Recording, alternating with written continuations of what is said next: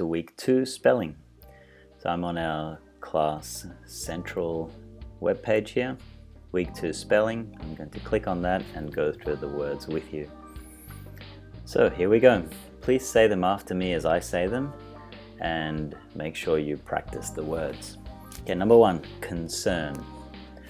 So I will not concern myself with tiny matters. In other words, I'm not going to bother with these. It's a good verb. It's also a noun. You can say, do you have any concerns about something? In other words, are you worried about something? Number 2, conclusion. Remember the jeune at the end is S-I-O-N.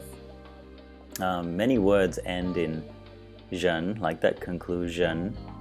And it's a j sound. Many of them end in S-I-O-N. So the conclusion can be your final paragraph in an essay, of course. And in this case, the sentence is the lab's conclusion based on all the facts. In other words, your final idea, what you have concluded at the end, your conclusion, your final thought, is it based on facts? Number 3, consider.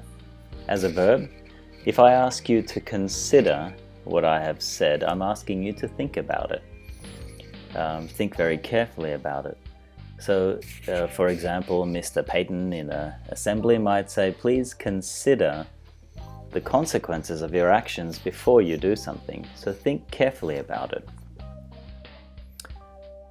Next one, considerate. It's a good word. Maybe some of you haven't actually used this word very much. If you are a considerate person, that means you actually care about others. You notice when people are feeling sad or when people need help, and you go out of your way to help them. So a considerate person is more than just polite. It's somebody who actually cares about how people feel. If you're a considerate person, people will want to be your friend. Next one, create. Good word. Verb, to create something new. If I ask you to create a picture, I'm asking you to draw it, to make it from scratch. It's always about doing something new. And the Bible talks about how God created the world. From nothing, He made something. So it's to make something from nothing, to make something new, create. Sometimes people have problems spelling this word.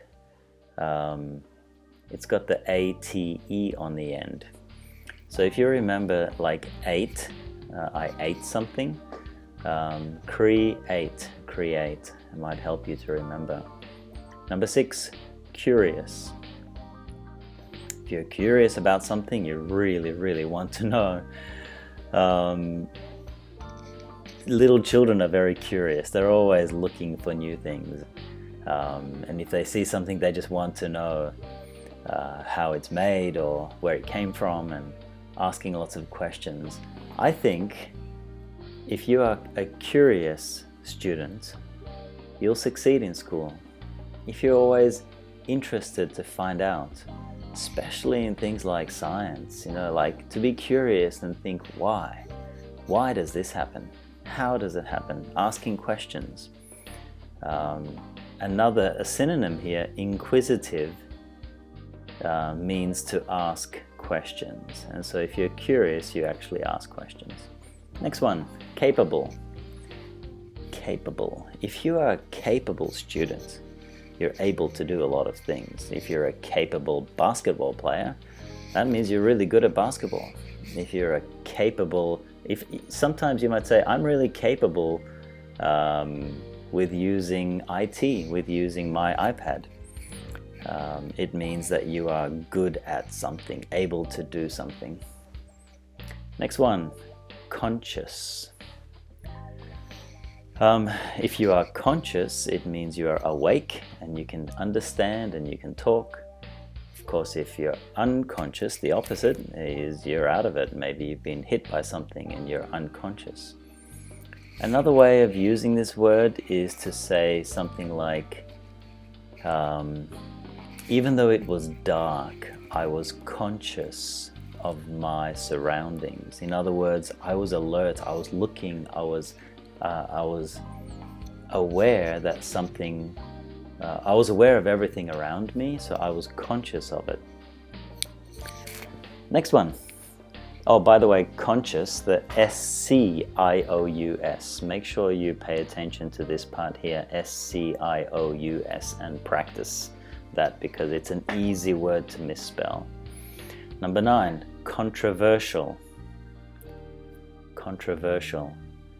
Controversial means, you know, people might get angry about what you say if you say something controversial. So if I say that cats are the best pets in the world, that's a bit of a controversial statement because you might say, I don't think so. I think dogs are better than cats. Something that leads to a debate or leads to a lot of people disagreeing is a controversial topic. Often controversial means most people will disagree with it. Look at the spelling of the end, controversial. S-I-A-L. That's easy to misspell. Next one, consequently. Consequently is a good word, and I would encourage you to learn it and use it. I forgot to study for my spelling test, and consequently I did not pass. So in other words, as a result, this is what happened. Consequences is probably a word that you use more often, but consequently is something that I would encourage you to learn as well. Okay, next one. Courageous. Courageous. Somebody with courage, somebody who's brave. And fearless is somebody who's courageous. And the difficult spelling here is the E-O-U-S. Courageous. Even though it sounds just like us, it's E-O-U-S. So pay attention to that. Next one, controversy. Now I've heard people say controversy sometimes, but I think generally speaking we would say controversy. So a controversy is like an argument, really. If there's a controversy between two families, maybe between neighbors, it might be controversy about where the fence goes or something like that, or barking dogs. It's like a disagreement. And it comes from another word that you may have used more is controversial. So controversial, controversy, all means, or even the word contradict, they all come from the same root, and it means a disagreement, an argument.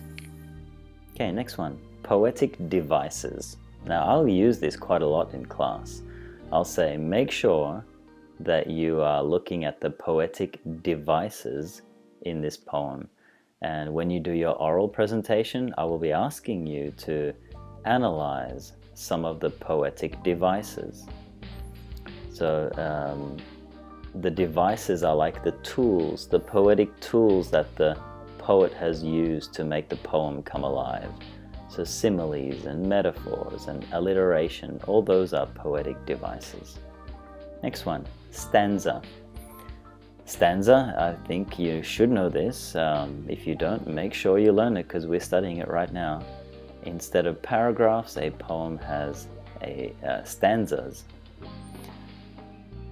Next one, rhyme. Easy word to misspell. R-H-Y-M-E. Make sure you practice this spelling, okay? R-H-Y-M-E. R-H-Y-M-E. Hey, RH are my initials, Raoul Harry. R-H-Y-M-E for rhyme. Rhyme scheme. Now, I'm not sure if you know what rhyme scheme is. We'll talk about it in class. But if you're looking at the end rhyme in a poem and you have the end of the first line and the end of the second line that end with the same word, such as dog, frog, then it would be AA. And often you'll see a rhyme scheme written as AABB or ABAB. That means the A rhymes with the A and the B with the B. So it's not rocket science to figure out, but something useful as we are studying poetry. Rhythm, another really hard word to spell. So many people spell this wrong. RHY, same as rhyme, RHY, but then rhythm, THM. There is nothing in between the H and the M. It's not rhythm with a R or O or a U or an A. It's just rhythm. So you just need to practice saying it and practice spelling it. The rhythm is when you read a poem out loud, it's the beat. It's the da-dun, da-dun, da-dun, da-dun, da-dun, da-dun. Like it's the whole flow and the pattern and the way it sounds. Just like you'd have rhythm in a song. Poems have rhythm as well. That's why often poems are made into songs. Number 18. Now these last three words are verbs. These are special verbs that we do want you to learn. Verbs that we use a lot in school. So these are general words that you'll hear in your science class, in your maths class, in English class, history, you name it. Very, very important words. Please make sure you learn them, make sure you learn how to spell them. Often you will be asked to evaluate something. That means you have to look at it and decide what's good and what's bad about it. You're evaluating. You're judging it in a way. Next one, examine. If you examine something, you look really closely at it. Doctors might often examine your ears or your eyes and look really closely with instruments at something. In science, you might examine something in a microscope. So examine means to look really closely and to inspect. Last word, extrapolate. This is a cool word, extrapolate. Extrapolate means you first come up with an answer, and then you explain and you give more information, and you find your answer by logically thinking about something. So when you, say if you need to find out something in science, you do a lot of research, and as a result of your research, in a way you can pull out the answers from your research. So extrapolate kind of means to dig in and pull out the answers. You logically think about something, you extrapolate. Again, it's a word that, you know, you hear something and you go, that's true, and this is true, and this is true, and therefore this must be true. So you're extrapolating. All right, that's it. Please learn these words, know what they mean, and know how to spell them. Well, that's it. Bye.